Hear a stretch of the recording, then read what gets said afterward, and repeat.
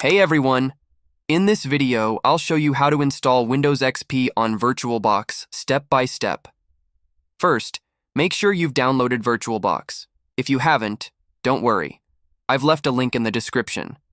I've also included a link to the Windows XP ISO file you'll need. Once you're on the Windows XP download page, scroll down and click on ISO image. That'll start the download. Now that you've installed VirtualBox, go ahead and open it. Click on New to create a new virtual machine. Name it something like Windows XP. Then choose a folder where you want to save your virtual machine. I'm creating a new folder and naming it Windows XP. Next, select the ISO file you just downloaded. Click Next. Now enter your username, add a password, confirm it, and then type in your host name. Click Next again. Now it's time to allocate system resources. Since it's Windows XP, 2 GB of RAM is enough, but I'm giving it 4.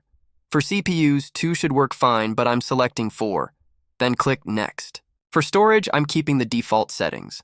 Click Next, and then click Finish. The virtual machine should now start automatically. To go full screen, click on View at the top and choose Full Screen Mode.